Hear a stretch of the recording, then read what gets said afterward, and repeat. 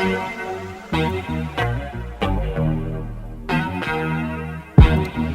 in the month of June, these two pieces of gossip popped up. Now, the way that these are called blind items, the way that this gossip is structured is that it gives you a brief description, not really using names of the people involved, because it's gossip. They don't want to get sued, and then other people can try to figure out the names. And, you can credit it or discredit it as much as you want. That's fair.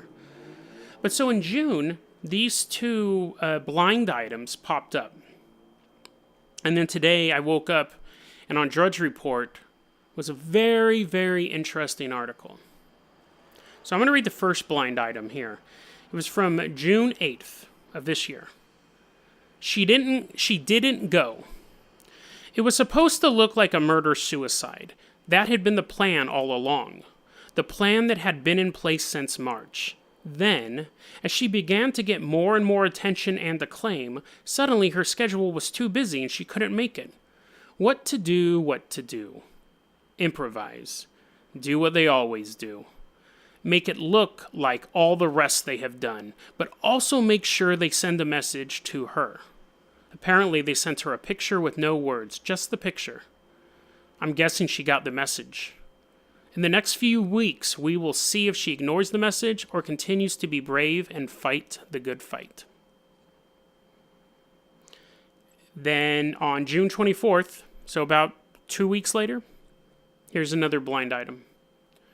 This gives a little bit of clues to who it is, and I'll reveal who people think it is too. But this was the one from June 24th.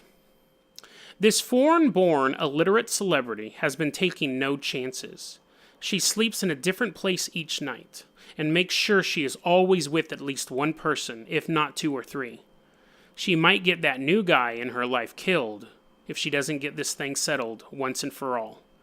They are still out there until they are called off. So, those two blind items specifically refer to Asia Argento and Anthony Bourdain. The first one is basically insinuating that Anthony Bourdain was murdered, that she was sent a photograph, most likely, of his body before anyone knew about it. And the reason why they've been targeted is the Me Too movement. And Anthony Bourdain, I've also heard a conspiracy theory before today about Anthony Bourdain having issues with the Clintons, Bill and Hillary Clinton, which they're really tied into the Me Too movement. Obviously Hillary Clinton's was, best buddies with Harvey Weinstein. Harvey Weinstein, he was one of her top campaign donors. Bill Clinton, goes without saying, raped and sexually assaulted multiple women. I'm not trying to get political here, but, these are, the very least, he sexually harassed women. And then there's allegations that he's raped and sexually assaulted women as well. There was another story that just came out last year that Hillary Clinton's faith advisor, kind of her minister in her campaign, was caught sexually harassing one of her female staffers. They moved the staffer but kept the faith-based advisor for her. After the campaign, he went to another group, I think it was Share Blue or something like that, where he sexually harassed a third person. He was fired on the spot, and that's when the news story came from. So she's been really linked to these issues with sexual harassers, sexual assaulters. I'm not saying that Trump is 100% innocent, and I'm not trying to get into that. That's a totally different story. But in this particular story, these are things that have been alleged or proven. Like the faith-based guy. No one's disputing that story. Even Hillary Clinton has come out and said, yeah, I knew about it, but blah, blah, blah. And I'll see if I can find the links for that. That was pretty much mainstream news. So, not getting political. But so, I remember reading those blind items, and I was like, it's always,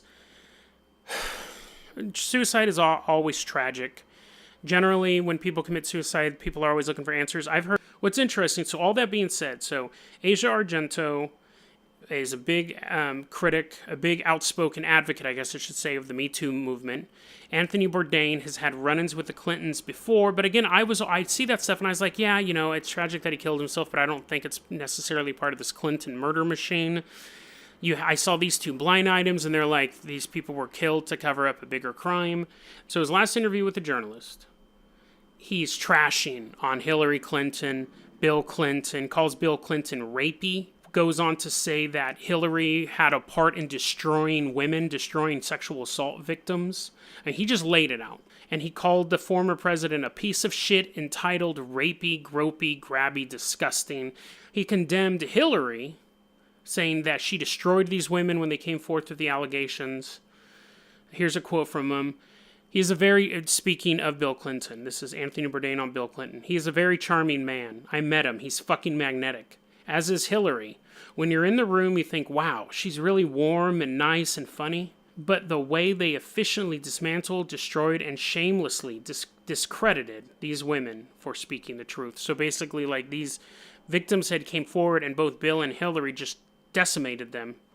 And then he goes on to talk about how when Harvey Weinstein was first caught, when he first came out, Hillary tweeted, basically, Hillary's tweet at the time was, it was something, or Hillary said at the time, it was something that was intolerable in every way. And you know, like so many other people, so many people who've come forward and spoken out, this was a different side of a person who I and many others had known in the past. So basically Hillary's saying, I didn't know anything, this is totally something that I didn't expect.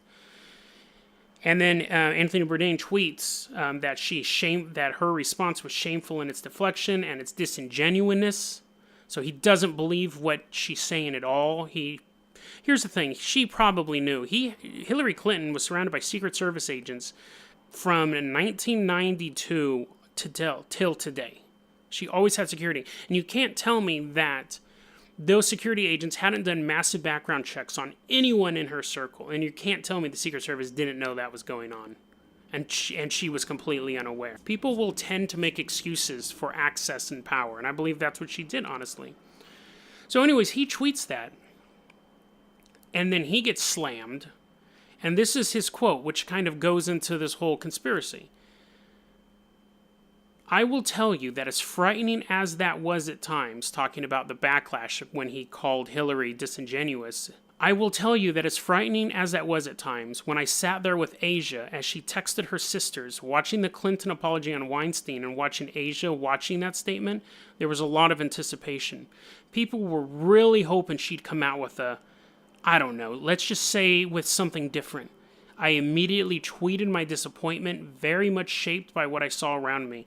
And I will tell you, that was really fucking frightening, the reaction to that. You know, I voted for her. So what happened behind the scenes? So that's a very telling comment. So Asia Argento was one of the young ladies who first accused Harvey Weinstein of rape. She's the daughter of Dario Argento. She was in Land of the Dead. That was, I think, the first movie I've seen her in. But I knew her as the daughter of Dario Argento, who's a big Italian zombie filmmaker, zombie horror movie maker. So anyways, he's saying that he's getting ready to watch Hillary Clinton make comments on Harvey Weinstein. She comes out with that, oh, I just didn't know. We all don't know who people really are in their private lives. He responds to that. And the reaction that he gets, he describes as fucking frightening. And then he says, you know, I voted for her. So he's a supporter of Hillary Clinton. He doesn't have a dog in this race, but he was frightened by the response he got back from her camp. So it was interesting. He then goes on to say that basically it was turned on him like he was defending Harvey Weinstein or he was accusing her of being in league and all this sort of stuff. And he goes, and in the interview, he totally calls out Jared Kushner as a snitch and basically says that he'll never be able to keep his mouth shut about any sort of crimes he's committed with the Trumps or the collusion. So again, this isn't a political hack job. You can tell he's not really happy with anything. So, and then he goes on to say that his dream is to watch Harvey Weinstein have a stroke and then fall into a bathtub, and as he's drowning, trying to figure out which of his friends to call, and he realized he doesn't have any friends and so on and so forth. So very angry because his girlfriend, he was dating Asia Argento. His girlfriend had to go through all this. Then it was all brought back up into the public eye.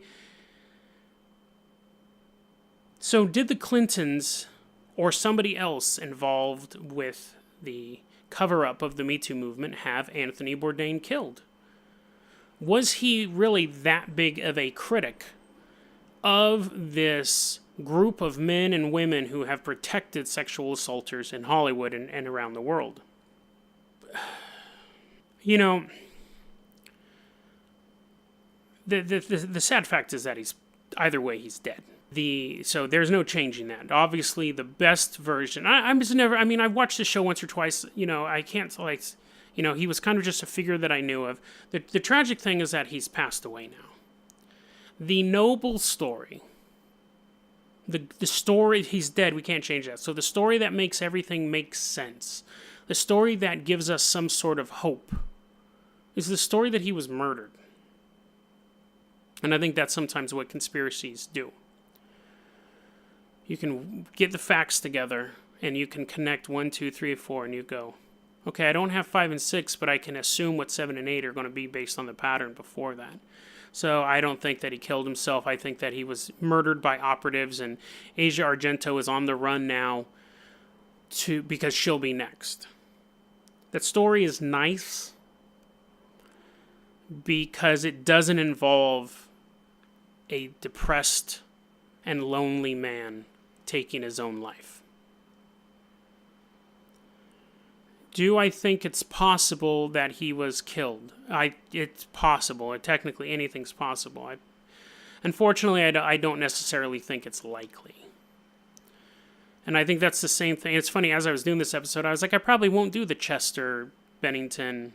I hate that I don't remember his name, but the Chester and the Chris Cornell story, because I think it's kind of the same thing. Like, you want to believe that these young men, these young people, weren't just at the end of their, no pun intended, rope and took their own life because they were just so depressed and so distraught, or just they had some sort of chemical imbalance, or just had a day that was off and they couldn't get it together. It's better to believe that these were soldiers, these were martyrs for a greater fight against a shadowy conspiracy. But is it likely? No. I think it's an interesting article. I think it's an interesting theory. But I think when we look at those conspiracy theories like this, we minimize talking about suicide in and of itself. So I could talk about this conspiracy theory and say, yes, he didn't kill himself. This is an ongoing war between the forces of light and the forces of dark, and so on and so forth. But really, the discussion we need to have is no more suicides. How can we as a society and we as individuals not promote that, not hide it, to talk about it as an actual thing? Again, there's always a lot of options out there. If you are having those thoughts, there's always options out there. Talk to a friend. Talk to a stranger if you have to. There's always the suicide prevention hotline, 1-800-273-8255. They even have an online chat option. I'll put that in the show notes.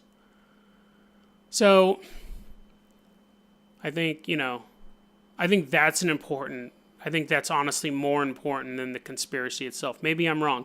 Maybe it will come out that he was actually killed by this shadowy conspiracy and Asia Argento is next.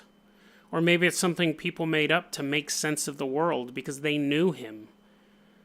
And it's easier to believe that your friend or your role model or your television show host that you watched every week and you bought all of his shows on DVD and he was your friend, he was your virtual friend. It's easier to believe that he was murdered than that man took his life, just like, it's hard to imagine any of your friends or family taking their lives. And so, a little bit of a depressing ending, but don't let it be, because there's always hope. There's always hope. And we can always reach out to the people who need our help. And if you need someone's help, there's always going to be someone out there for you. It may not feel like it, but it could just be someone you meet online.